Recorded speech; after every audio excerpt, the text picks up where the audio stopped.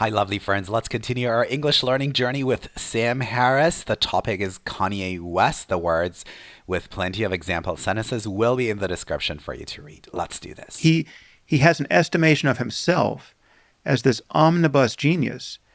So Sam says Kanye has an estimation of himself as this omnibus genius.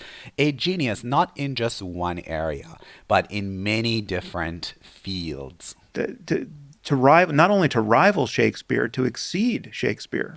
To exceed means to go beyond, to be way better than Shakespeare. Right? I mean, he is the greatest mind that has ever walked among us, and he's more or less explicit on that point.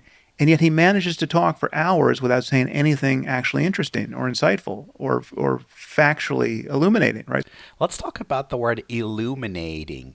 Illuminate is to provide or cast light. So when something is factually illuminating, it opens your eyes to new facts. So it's complete delusion of a very Trumpian sort. It's like when Trump says he's a genius who understands everything, but nobody takes him seriously. And one wonders whether Trump takes himself seriously.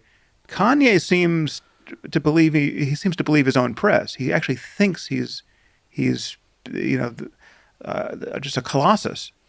A colossus. Literally, a colossus is an enormous statue. But if you believe you are a colossus, you have an inflated sense of ego, that you believe you are the most important person on the planet. And he may be a great musician. I'm not. It's certainly not my wheelhouse to compare him to any. It's certainly not my wheelhouse. Your wheelhouse is your area of expertise. Other musicians, but one thing that's patently obvious one thing that is patently obvious. Patently is an adverb meaning clearly, unmistakably. So he's using the word patently to emphasize the fact that this is extremely obvious. From your conversation is he's not who he thinks he is intellectually or ethically or in any other relevant way. And so when you couple that to the anti-Semitism he was spreading, which was genuinely noxious. And it was genuinely noxious. Noxious means very harmful, poisonous. And ill-considered and has potential knock-on effects in the black community. I mean, and this anti-Semitism attitude has potentially knock-on effects. Effects that are not intended. So we could say unintended effects. There's an ambient level of anti-Semitism in the black community that is worth worrying about and talking about anyway.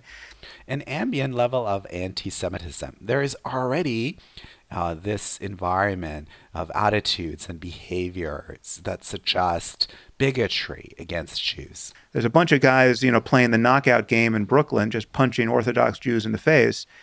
And I think letting Kanye air his anti-Semitism that publicly, letting him air his views. When you air your views, you broadcast your opinions in usually a public way. Only raises the likelihood of that rather than diminishes it. It increases or it raises the likelihood of that rather than diminishes it. So to diminish is to reduce something. All right, guys, I hope you've learned a couple words. Make sure you also read the example sentences in the description.